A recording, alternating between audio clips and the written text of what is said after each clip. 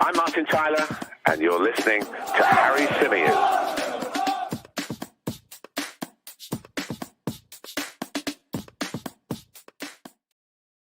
Hey everybody, how are we doing? Welcome back to another edition of the Chronicles of a Gooner, the Arsenal podcast, part of the 90 Min Football Network. As ever, I'm your host, Harry Symeou, and it's our press review show, the show in which we go through some of the Arsenal-related stories doing the rounds, both on the back pages and on the World Wide Web, and we discuss them, we talk about them, we get your thoughts, I share mine, and we'll be taking some of your questions, as always, towards the back end of the show. Big hello to everybody who is with us live at the moment. Let's say a few hellos before we dive into the action. Hello, Steve, who says, I'm enjoying the rare sunshine, Harry. As you know, we have to make the most of it in the UK. We absolutely do. And hopefully, from what I'm reading, we're going to have a run of some decent weather now as well, which is great. Big hello to Richie, to Juno, to Chris, who says, what do you make of the Arteta rumours, Harry? Don't worry, we'll be jumping into all of that on this show, I promise.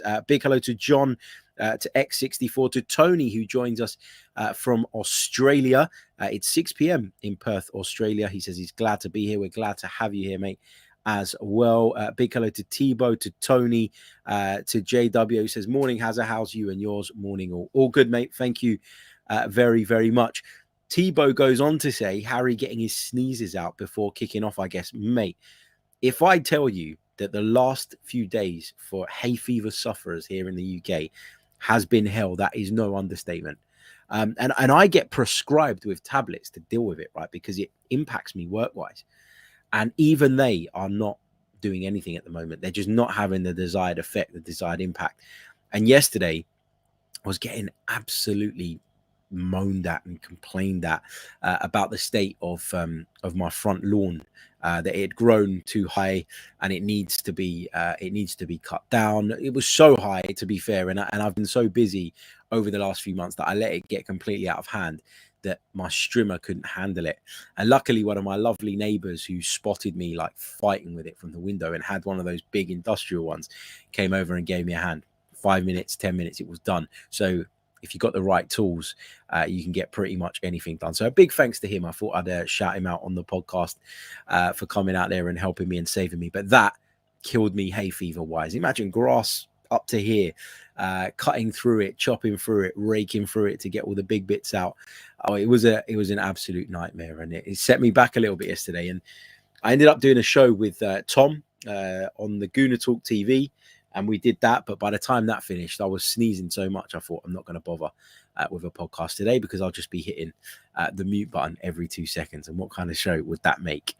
Probably still touch it 2 or 3 times during this episode, I'm sure, but not as many as I would have done yesterday. Big hello to Crazy Tactics Dave, who says ZZZ. Basically, he's bored. Apologies. Big hello to Matt, to Selgears, who joins us from Melbourne. John is with us too, as is Wesbird. Hope you're well. Big hello to Sooty as well, who joins us from Derby. The Lisu's here, Matt's here, Abdi Fatah's joining us from Somalia. Juno is struggling with hay fever too. So I wish you all the best, mate. And he's struggling with a chest infection as well. Wish you all the best and a speedy recovery as well. For Ferrety London says, hi, Harry. I do like your views on the Arsenal. Keep them up. Thank you so much. Lots of great comments in there as well from the rest of you. John says, I wore a COVID mask while cutting mine. It done the job on the hay fever. I tried that. It just wasn't cutting it. I did look like a bit of a prat as well, because the only mask I could find to hand was one of my missus's flowery ones. So like I'm outside and I've got this flowery mask on, and my big like macho neighbor comes over and is like, mate, do you want me to come with the proper tools? And there's me with my little like kids strimmer and a flowery mask. But yeah, it is what it is.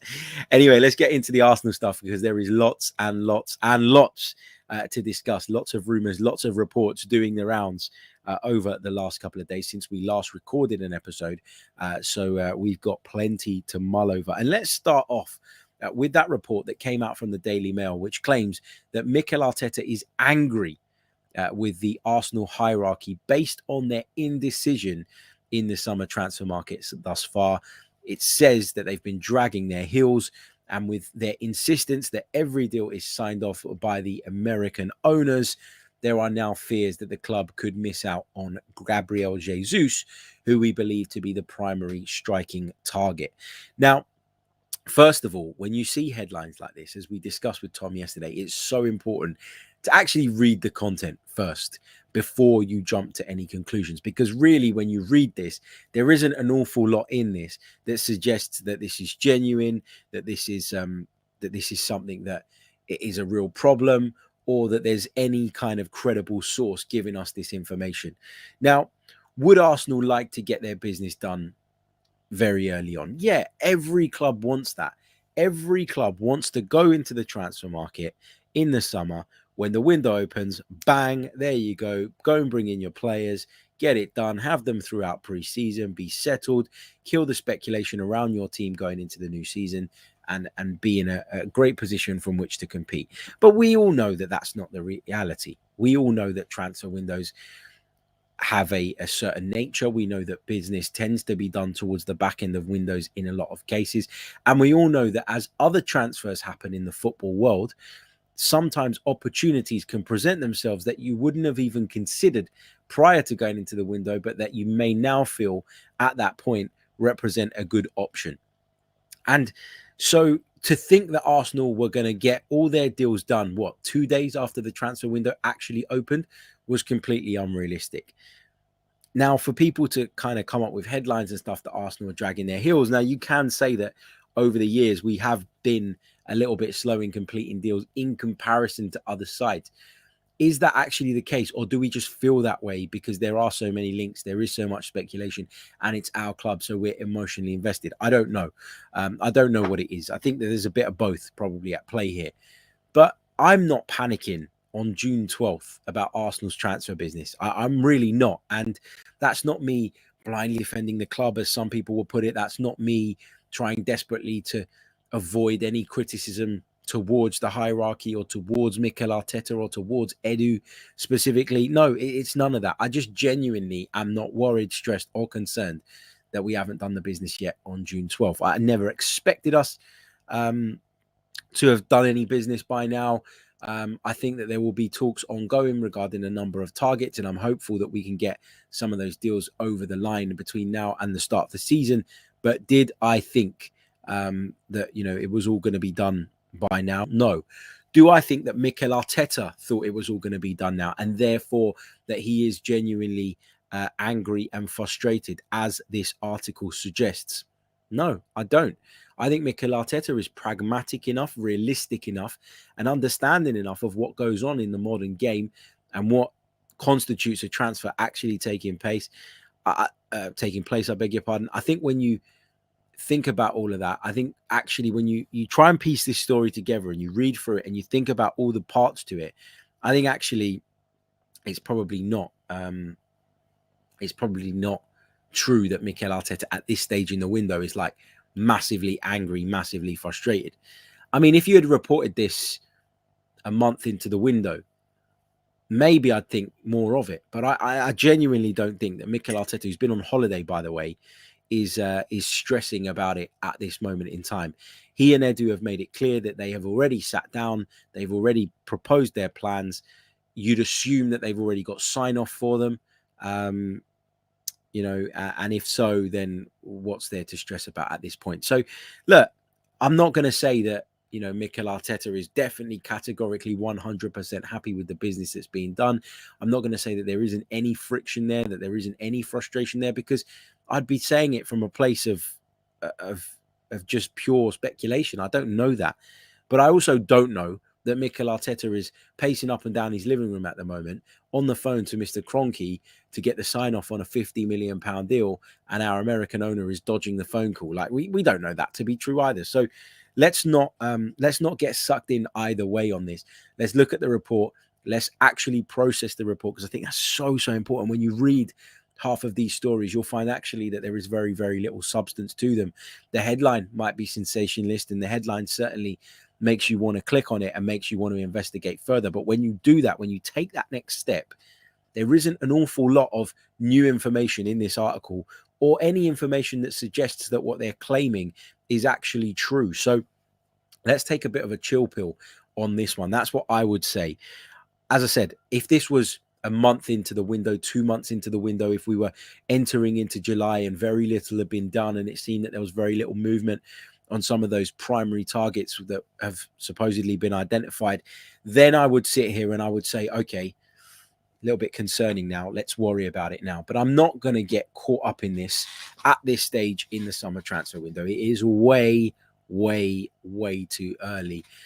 And I'd urge Arsenal fans out there to obviously, you know, you can read it and you can have your opinion on it, and whatever that opinion might be, you know, you're entitled to it. I think that in the past we have had frustrations towards the ownership for a number of reasons, and so I think that a lot of the panic and the anxiety that has been caused off the back of this report is a consequence of prior feeling, is a consequence of, you know, our perception of the ownership, and that is based on the way they've ran the club in the past. So I'm not saying that it's not warranted or justified, but I'm saying that is probably clouding a lot of people's minds at the moment. And listen, as I said, later down the line, maybe we'll be having this discussion again, but at this point, it's not really of major concern to me. I've got to be honest. I mean, Gabriel Jesus is the one that they point to as the deal that is, you know, in their eyes, kind of, you know, in danger of collapsing as a result and as a consequence of this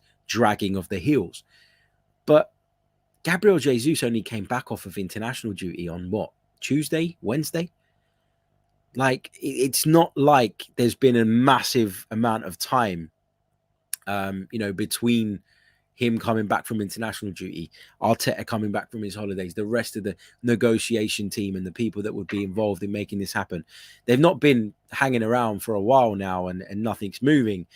So look, let's give it a little bit more time, and hopefully we don't have to have that feeling of anxiety or those stresses that come with frustration in the transfer window. But way, way, way too early, in my personal opinion. It is just my personal opinion, to be losing your minds about this at this stage. And I talked about it a few months ago. I think I've probably talked about it on numerous occasions over the course of last season and in the aftermath of the last campaign.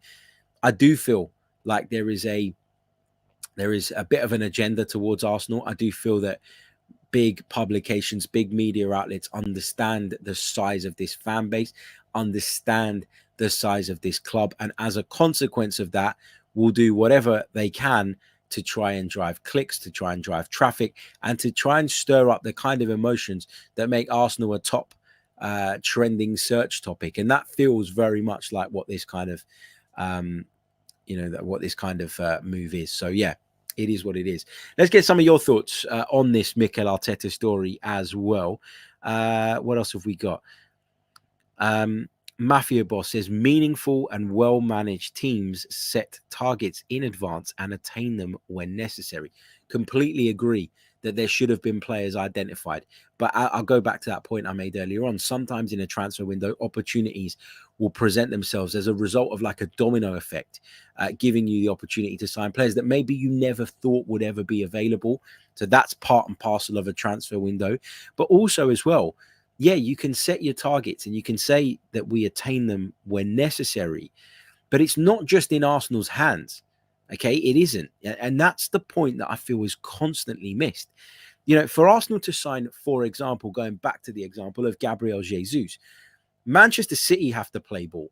Manchester City have to come to the table. Manchester City have to then accept an offer. You know, Manchester City have to feel that your valuation of the player is on the same level as theirs. And then Gabriel Jesus has to come to the table. And then Gabriel Jesus will probably want to take a bit of time to assess his alternative options, see what's out there for him, before then referring back to his representatives, having that discussion, perhaps going back to Manchester City again and saying, well, you know, because we know they've offered him a new deal. What can you do? What can you promise me? And then going back to his agent again and going there with that information and having that discussion and that conversation. And then potentially him coming back to Arsenal and saying yes or no, or maybe, or whatever. The point I'm trying to make here is that there are so many parties involved in the modern day transfer. And at this stage in the window, there is no urgency. There is no urgency to get this deal done on June 12th. And so why wouldn't the player hold on? Why wouldn't the player drag this out a little bit and try and use the interest from an Arsenal, for example, to make sure that he gets the most, appealing set of options presented to him from all the clubs that are rumored to be interested before making a decision? I would do that if I were a player. I would put the feelers out. I'd have my agents putting the feelers out. I'd want to know what all my options are before deciding what my next move is going to be, because a footballer's career is very, very short, and you make one wrong career move, you can nosedive pretty damn quickly. We've seen that with a lot of players over the years. So to suggest that this is all in Arsenal's hands, or to say that Arsenal should identify the player, bang the day the window opens, make the offer, have that offer accepted, have personal terms agreed with the player, and get the deal done the following day is totally, totally unrealistic.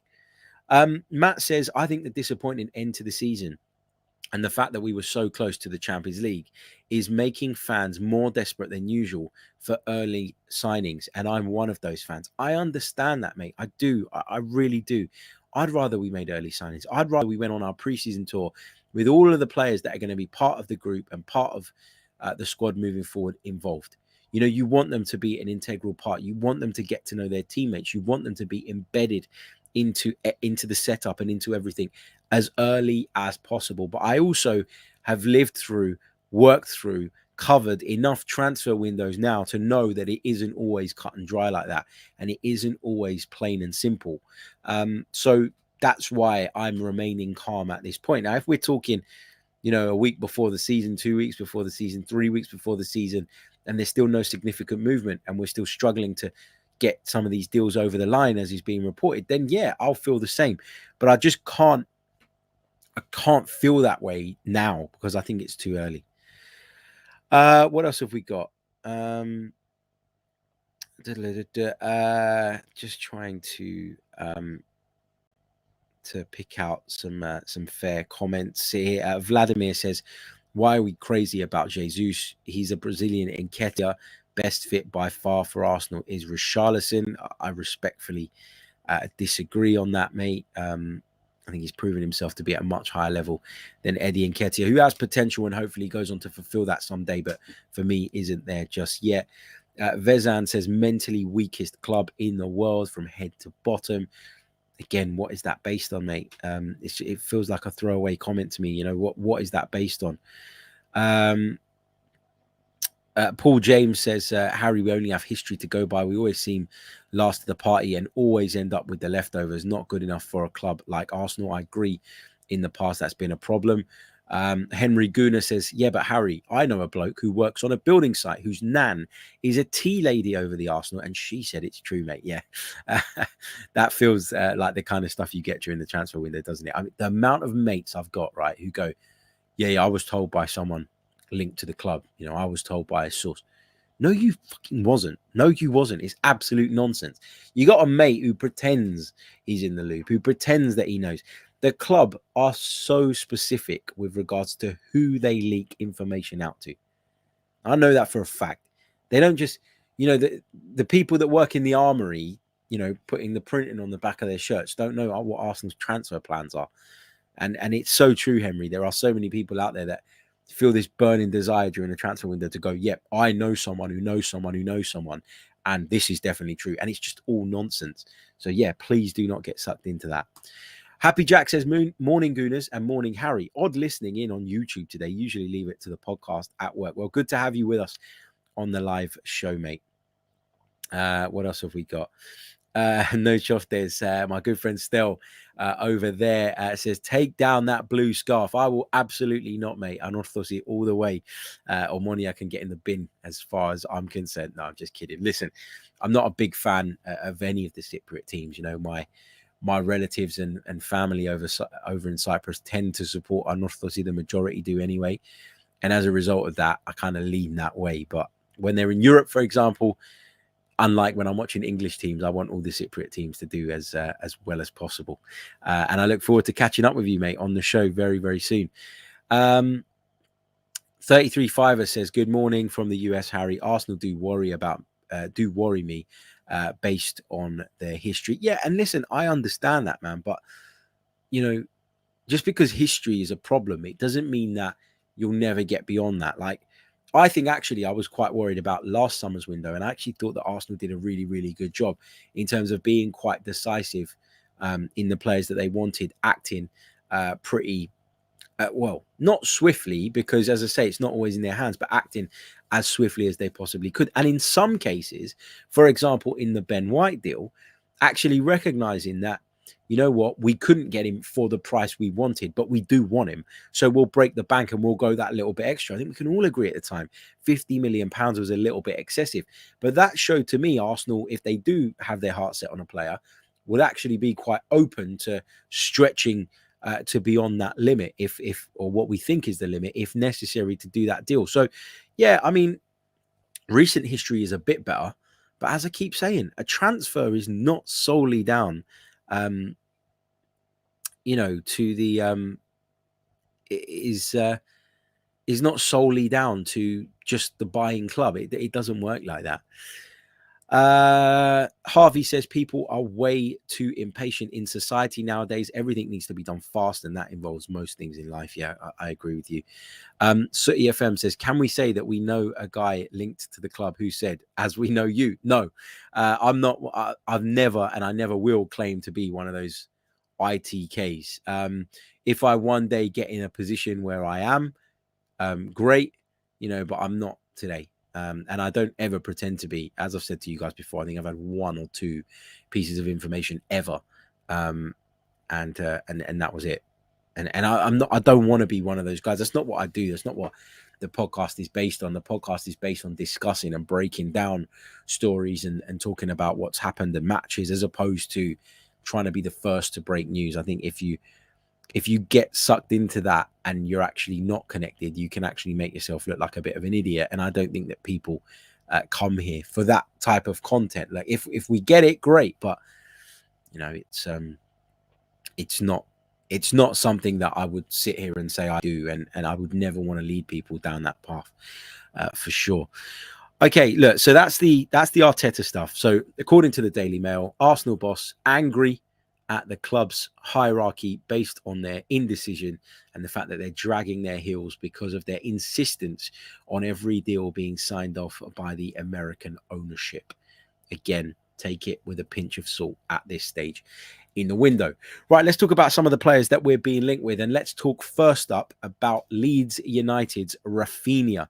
Now, this is one that is being heavily linked, and I think if we cast our minds back to a podcast I did towards the back end of last season with Mike Stavru.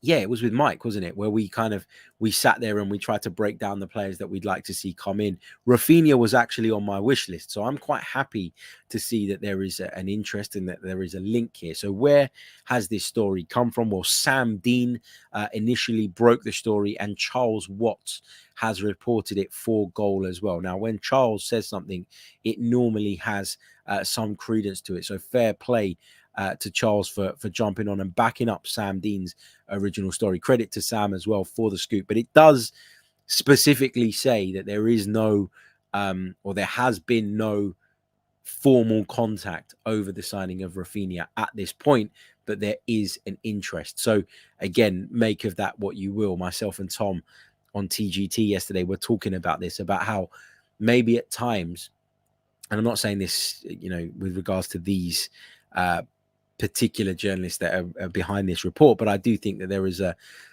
a reluctance from people to commit if they're not sure, and it's much safer to say there is an interest, because you can never prove or disprove that, really, can you? So yeah, I think that I think for me, obviously the fact that Charles Watts in particular has got behind this story really does make me feel better about it.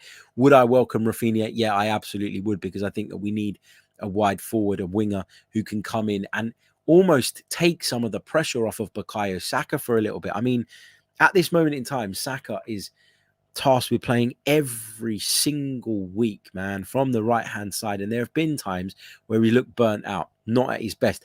And you look at what the options are beyond him, particularly Nicolas Pepe, and it's pretty clear that neither Mikel Arteta or a lot of the fan base have that belief in Pepe coming in and doing the job and doing the business. if you had a Raphinha there, and I'm not saying that Raphinha would come in and not start, because I think he would.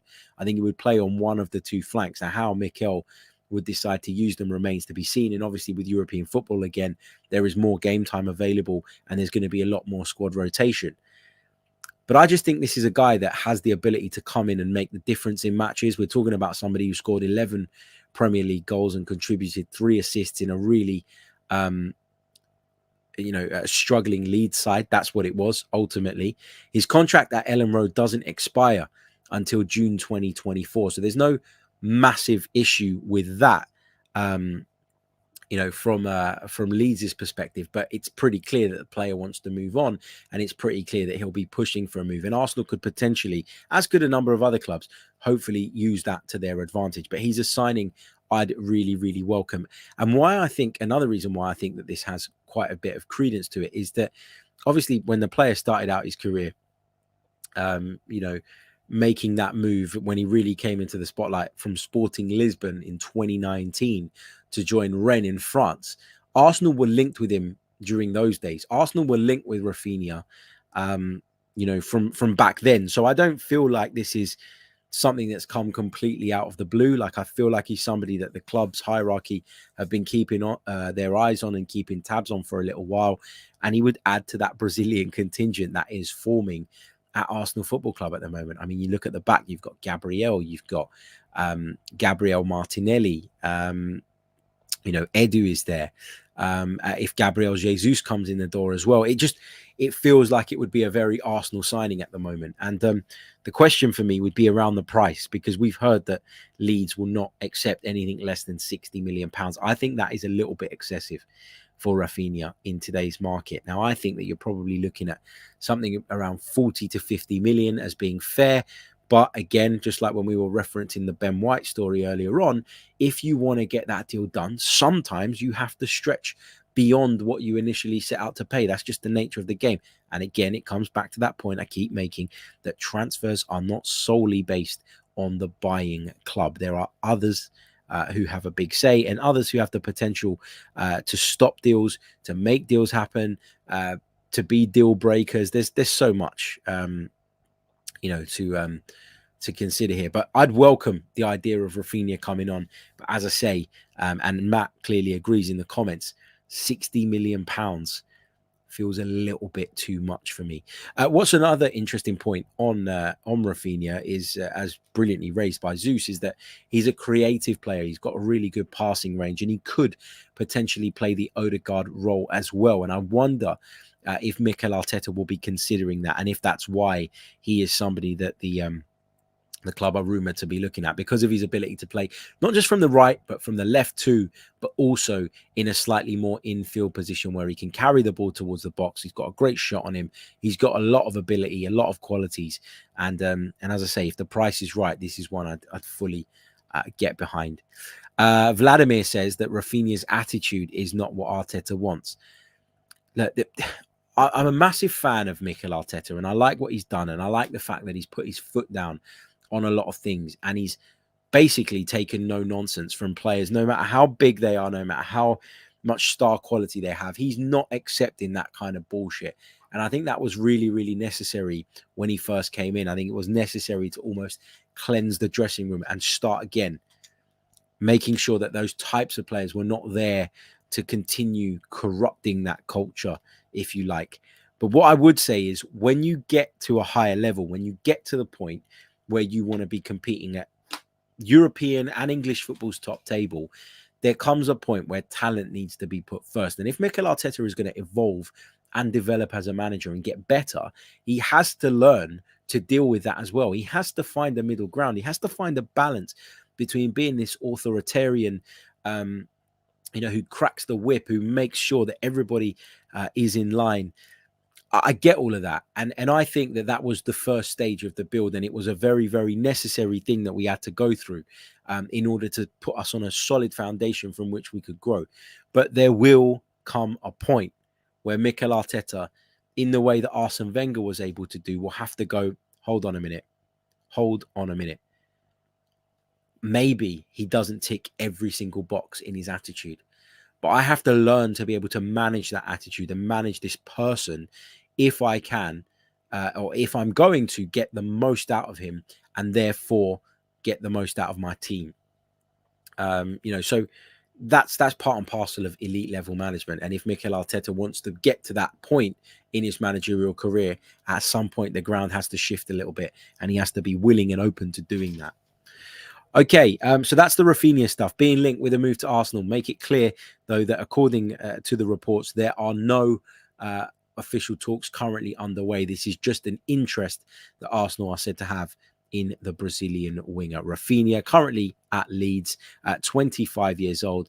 It's pretty clear to me that he wants Barcelona first and foremost, but can Barcelona do that deal given their financial plight at the moment? I think it's very unlikely they'll be able to meet Leeds' asking price. I think it's much more likely Arsenal will be able to do that. And so this could be a real possibility. Look, we're going to take a very, very short pause, and then we're going to continue powering through the number of stories that have dropped over the last few days regarding the Arsenal. But just before I do that, just before I continue, there's over 330 of you watching us live right now, and I really appreciate that, because Sunday morning is not a great time to do a stream. But if you haven't already done so, please do hit the like button. We've only got about 54 likes on the live stream. There's no reason why we shouldn't be on 150 just like that. Doesn't cost a thing. Really, really helps the channel. Really, really helps the video. And of course, if you're new to the Chronicles of a Gooner, then please do leave us a subscribe and leave us a review if you're listening via audio. Going to take a short pause and we'll be back in just a sec. Okay, welcome back to the Chronicles of a Gooner, the Arsenal podcast, part of the 90 Min Football Network. As ever, I'm your host, Harry Symeou. We've talked Mikel Arteta, we've talked Raphinha. Let's now talk Jarrod Bowen. What do we make of this one? I mean, this was a story that was, or a report that was born from the Beautiful Game podcast. Now, it's a great podcast, and they get some fantastic guests on, and they're very, very well connected. I've had the pleasure of having meetings with those guys in the past, and they're fantastic at what they do. So you should take what they say seriously, absolutely, categorically, 100%. But again, where I'd be wary and where I'd be cautious is that this is one of those, and I'm not saying that they're to blame for this, because this is probably the information that they've gotten, but it does feel like a very non-committal link. Again, there's an interest, but there isn't a bid. And often when people say that, as I said before, it's impossible. It's completely impossible to prove or disprove that. Like, I'm interested in I don't know, having a barbecue for lunch today, for dinner today. Lunch. I'm interested in having a barbecue for dinner today. Now, whether I go ahead and do that and follow through with it or not, you would never be able to tell me whether I was actually genuinely interested or not. Because and so me saying that is a non-committal statement, and I feel like a lot of the stories at this point are still very much at that point where nobody's committing.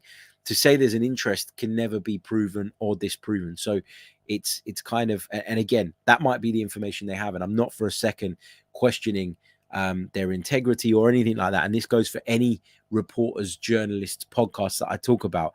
All I am saying is that it's going to take more than a kind of non-committal statement to convince me that something is true. But Jarrod Bowen, for me, is an interesting one, because obviously he enjoyed a really, really good season for West Ham last time out. If you look at his stats, if you look at what he achieved during the 21-22 campaign, 51 appearances spanning across the Premier League, the Europa League, the FA Cup, and of course the EFL Cup, 18 goals and 13 assists. So you're talking 31 direct goal contributions in 51 games. Now, that is not to be sniffed at. In fact, that is very, very impressive. Jarrod Bowen, valuation-wise, according to Transfermarkt, sits at around £31.5 million. But you'd imagine that West Ham would demand a hell of a lot more for the player, particularly from a Premier League rival. His current contract with the club expires in June 2025. Now, I personally wouldn't mind seeing Jarrod Bowen come. I think he's got a lot of qualities, and I'd actually quite like him at Arsenal Football Club. But this is where I am on this, and this is just my opinion. I think that this is positioning from Jarrod Bowen's representatives in order to try and get himself an improved contract at West Ham United. Now, what I mean by that is, when I talked about the date of expiry of his current deal, you're talking 2025. So this is by no means an urgent thing for West Ham. Okay, there's nothing urgent about this from a West Ham perspective. But with Jarrod Bowen's stock having risen so much over the last 12 months, naturally, he and his representatives will feel now that maybe the terms he signed for the club on, maybe the wage he's currently on, do not necessarily now reflect his value and his role and his importance to David Moyes' side. So how do they get West Ham to the negotiation table over a new deal without there being really any urgency from West Ham's point of view? Well, you engineer and you drum up supposed interest from other football clubs. And what you do then is you put West Ham in a position where they start to fear, even slightly, the fact that somebody might come in and, even if they get rebuffed at first, turn your head as a player and put you in a difficult position that makes you, A, no longer as effective, but B, a problem for them in the coming months and years. Because you got a player that wants out. It's not healthy for anybody, not the club that own him, not the player. It means more often than not that when a player has their head turned, not their turn head, when a player has their head turned, more often than not, it's difficult to perform at the highest possible level. So I think that this is West Ham, I beg your pardon, Jarrod Bowen's representatives, as I say, looking to create some angles, engineer some interest, perhaps, at least put those stories out in the media and potentially get their client a much better and much more lucrative contract moving forward. Now, they might not necessarily extend the term. 2025 is still 3 years away, but he will feel now that after turning in a performance like that last season, after turning in those numbers, which we've just discussed as being really, really impressive, he might feel that his value in terms of his weekly pay packet or whatnot has increased significantly, and maybe this is the way that you bring your club to the negotiation table. So I don't really believe that this is a realistic thing. I don't think that the price that West Ham would sell him for would be one that Arsenal would be willing to pay. And for me, when I'm kind of trusting my gut on this story, I don't really feel like it's a goer, if I'm honest. But let's see. Maybe I'm wrong, and I wouldn't mind being wrong on this one because I like Jarrod Bowen as a player, but it just doesn't feel realistic to me at this moment in time. Another player that Arsenal being linked with is Lazio's Milinkovic-Savic, really, really talented midfielder, a player I really, really like and have done for some time now. But when I saw the link was from Corriere dello Sport, I kind of turned off on that, because I think a lot of the Italian outlets do this. They do exactly what I've been describing, which is they make those non-committal statements that often send people into a bit of a frenzy, but very often have little substance to them. So I'm not massively optimistic that this is the deal that would get done. But if it were to get done, and if he were a realistic target for the Arsenal, I'd be fully behind this, because I really do like Sergej Milinkovic-Savic. And if indeed we get to a point where this feels more realistic, then of course, as I always say, we'll do a bit more of a breakdown and a bit more of a deep dive into the player and what he might bring to the club. Now, in terms of outgoings, there's a few stories doing the rounds too, which would be wrong of us not to cover. We heard the other day, didn't we, we read Arsenal's release list for this summer. And it was really, really interesting, because there were obviously a number of players on there that have been released and will be leaving the club. And Eddie Nketiah's name was on that list, although it did specify that negotiations remain ongoing. So what do you make of that? Well, when you hear that we're supposedly offering him £100,000 a week, I can't imagine that the money or the fiscal side of this would be the issue here. I can't imagine that for a second. I think that the issue for Eddie Nketiah, as he so well sort of discussed, or so brilliantly discussed in that Beautiful Game podcast that he did, I think the thing for him will be game time. What can you promise him? What can you guarantee him?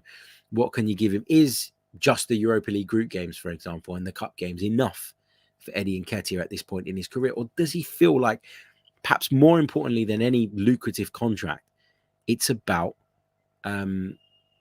it's about playing regularly and establishing himself. Now, the other thing to think about here is that Arsenal could be well saying to Eddie Nketiah behind the scenes, look, we want you to sign a 5-year deal to protect you as an asset from our perspective. But if you don't get what you want in terms of game time by the end of next season, then, if somebody comes in for you, we'll be open to letting you go. We'll be open to allowing you to leave. In which case, it works for everybody, right? Because he gets to stay at Arsenal for another year. He gets to pick up a £100,000 per week pay packet. He gets to put himself in the shop window, not just on the domestic stage, but on the European stage as well.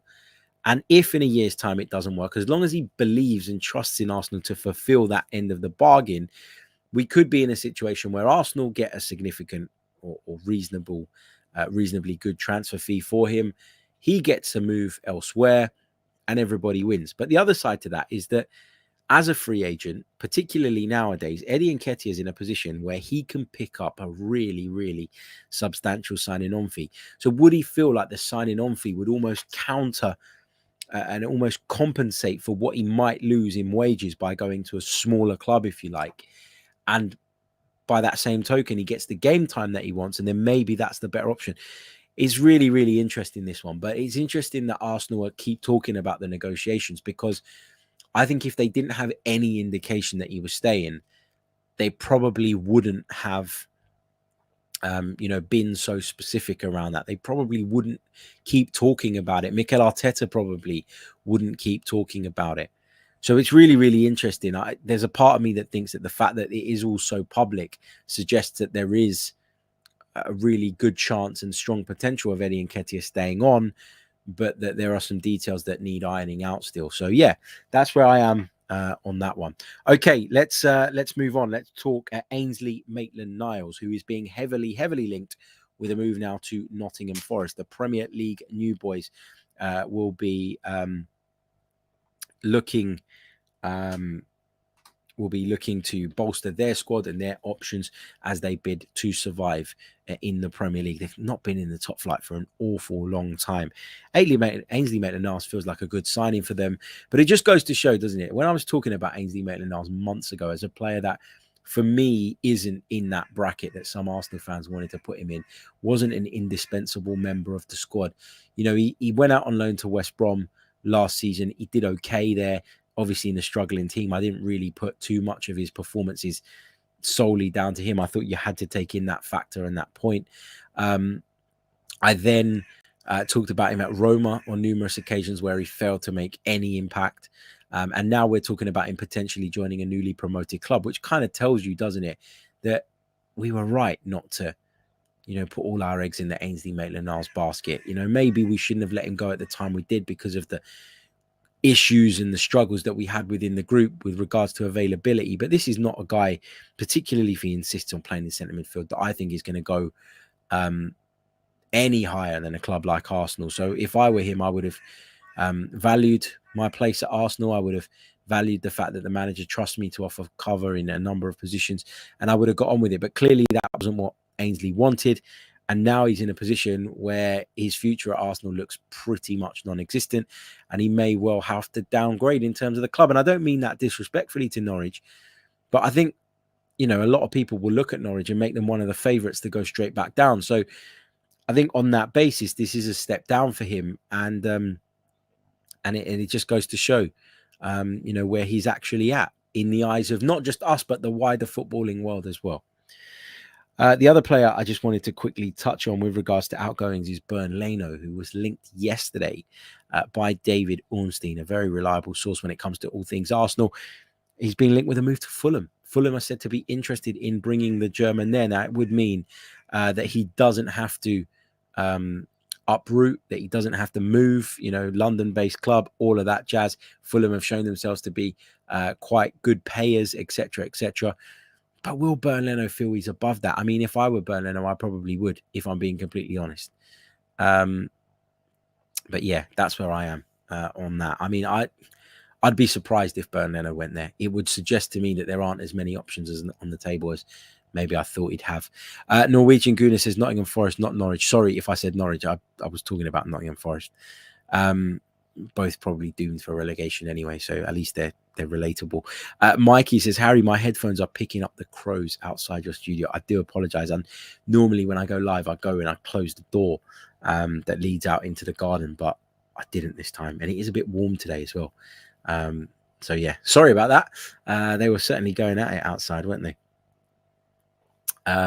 Simi says, don't you mean Nottingham Forest? You did say Norwich several times. As I said, I do apologize. I really do. Mistake easily made. Both doomed for relegation pretty much every time they're in the Premier League. So there you go. Simi also says, and by the way, I disagree. Let me know what exactly do you disagree on.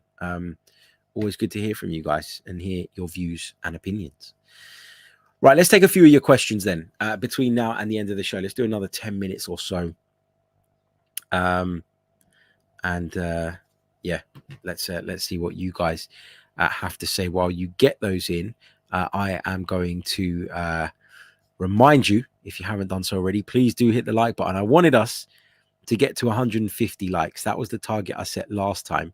We're on 110 at the moment, so we're still 40 short, but there's well over 400 of you watching us now, so it should be easy to get there. So please do like, subscribe.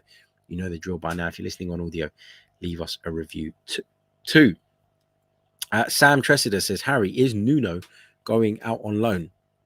I think that's a decision that will be taken later on in the window, depending on what we're able to do. If we can bring in a fullback, perhaps. But if we don't bring in a fullback, I don't think that will happen. And I actually think that the group stages of the Europa League could almost be the perfect platform for Nuno Tavares to regain his confidence, to start rebuilding his Arsenal career. Because while I think he had kind of a disastrous back end to the season, I think actually he's got a lot of raw qualities that, if channeled in the right way, could see him being a useful squad player. So yeah, let's see. But as I say, I think that if he does go out on loan, that will be a decision that is taken later on in the window, depending on what we have at our disposal. G Wills says, Harry, you're not being fair to Maitland-Niles. How could he stay when Arteta never ever played the lad? Plays one game, gets man of the match, and then bin. Mate, I mean, I've got to respectfully disagree here, because I think so much is made of that one man of the match performance at home to one of the worst Watford sides, one of the worst Premier League sides we've seen in years. Watford were dreadful that day. They were abysmal that day. Ainsley Maitland-Niles shined on that day, but would he shine in that midfield against a higher caliber of opposition? No, I don't think he would. I think Ainsley Maitland-Niles is a decent footballer, but for me, he's not a central midfielder. Now, he can bang on that drum as much as he likes, and he can tell everybody time and time again, I want to play in midfield, I want to play in midfield, I want to play in midfield. Listen, I want to go out with Jennifer Lopez, but it ain't going to happen. So there comes a point where you need to accept what the best thing is for your career. And had Ainsley Maitland-Niles, said, yeah, you know what? I do like playing in midfield, but actually I've got a much greater chance of building a good and strong and better career as a fullback, maybe not even as a fullback, maybe as a wing back, maybe go somewhere where they play with wing backs. And that allows you to get into the midfield and get more involved and step forward and play more of an attacking game. That is, for me, what Ainsley Maitland-Niles should be doing. Now, that's just my opinion, but I haven't seen anything to suggest that he can establish himself as a central midfielder in a Premier League level club, in the top 10, let's say. I just don't see him as that. I really, really don't. Okay, let's pick out a few more.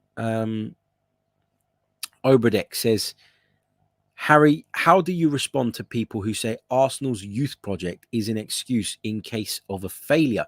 I get that, because we've done this before as a football club, right? We've done this before. Remember the British core, the Wilshires, the Gibbses, the Ramseys, all of that. We've seen this before. So I don't think you should say it's an excuse. I do think that it's being done with the best of intentions. but I think you should be wary that there's no guarantee that it works. That's the angle I'd come at this from.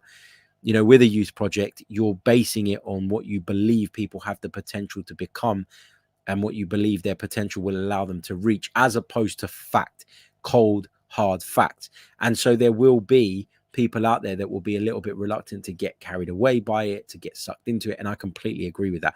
I feel like that. You know, the youth project is great. And it does, what it has done, I think, is forged a stronger bond between the fans and the team again, a bond that was probably missing a little bit in recent seasons. But yeah, I mean, I wouldn't say it's an excuse for failure, but I would say it's something that isn't guaranteed to work. And we always have to be mindful of that. Let's take a couple of your multiple choice questions. Ripudaman Singh says, Richarlison or Jesus if you had the choice? Jesus for me.